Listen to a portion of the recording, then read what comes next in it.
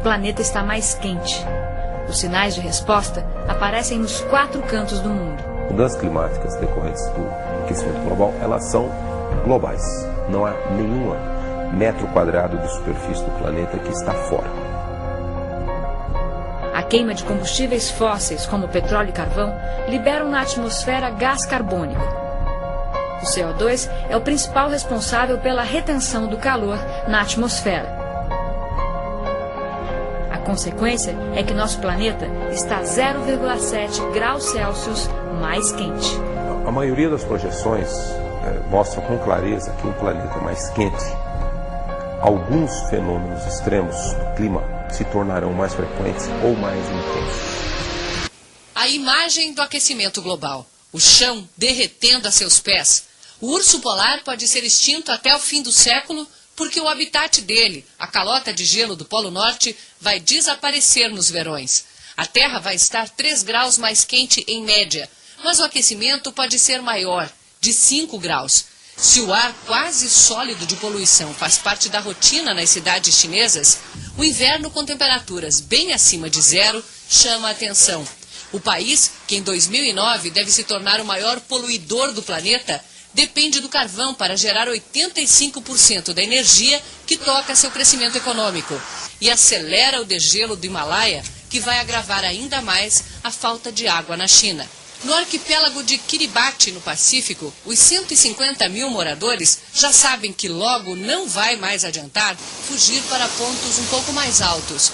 Quando o nível do oceano subir mais de meio metro até 2100, a pequena nação vai desaparecer. Águas mais quentes já matam os corais na Grande Barreira de Recifes da Austrália, fonte de um ecossistema inteiro e de uma renda preciosa em turismo para o país. É o começo de uma mudança massiva no clima do planeta e de todas as transformações que isso traz. Mudanças de rotas migratórias podem espalhar doenças. A falta de água pode atingir bilhões de pessoas. O mundo vai conhecer um novo tipo de refugiados, os refugiados do clima, que não conseguem mais viver em suas terras de origem. Combustíveis fósseis são os principais vilões, mas a atividade agropecuária, que derruba florestas e emite metano e óxido nitroso, também contribui para a destruição do planeta como nós o conhecemos, e a criação de outro, em transformação, para pior.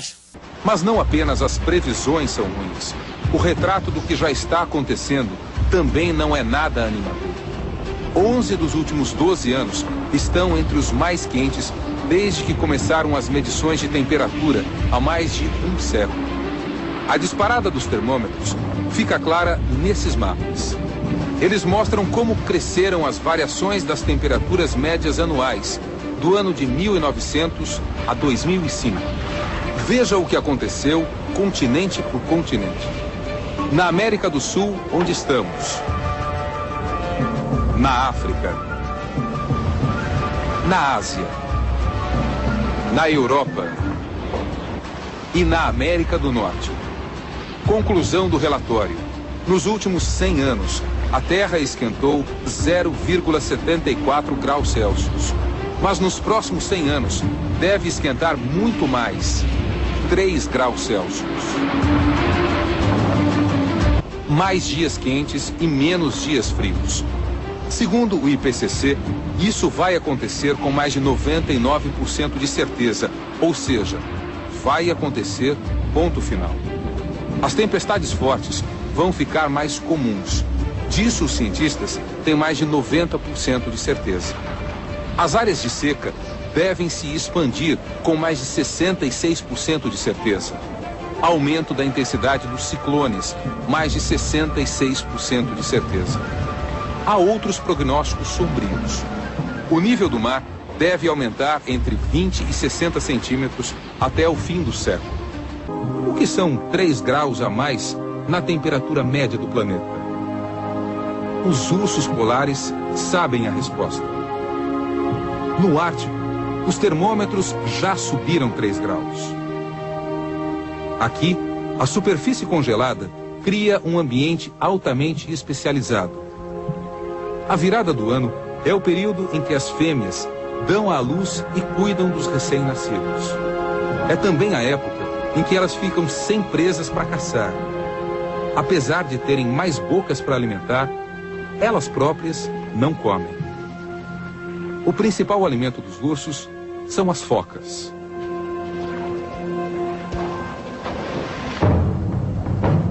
Mas elas só estão à disposição enquanto passeiam pelas plataformas de gelo. Todos os anos, quando o gelo derrete, as focas fogem para o mar e os ursos são obrigados a recuar. Com o gelo derretendo cada vez mais cedo, as mamães ursas estão tendo seus filhotes de barriga vazia, sem a reserva de energia necessária para ter e criar bebês. Os biólogos medem e pesam os ursos todos os anos. Com os dados coletados, já concluíram que as condições físicas deles só pioram. Estão cada vez mais magros. Em partes do Ártico, o gelo tem derretido 3 semanas antes a cada ano. Isso significa 3 semanas a menos de tempo de caça para as ursas grávidas. A maioria está tendo que fazer jejum absoluto por 4 meses ou mais. Este urso aqui não come uma boa foca há pelo menos 8 meses. Pior será para os descendentes do urso. No relatório divulgado anteontem em Paris, os cientistas preveem que as áreas do Oceano Ártico, que hoje permanecem congeladas, mesmo durante o verão, podem desaparecer completamente nos verões do final deste século. Fenômenos naturais, como a atividade vulcânica e a decomposição de plantas, liberam dióxido de enxofre na atmosfera.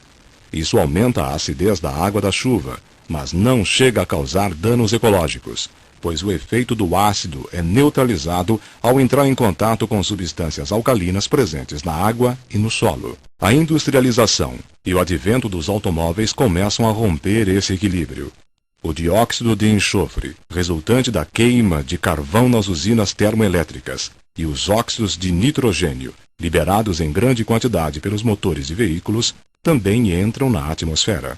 Em contato com o oxigênio e vapores de água, esses gases se transformam em ácido sulfúrico e ácido nítrico, que voltam à superfície sob a forma de chuva, neve ou microscópicas partículas de poeira ácida. Essa chuva ácida provoca corrosão em construções e metais e causa também sérios danos à natureza.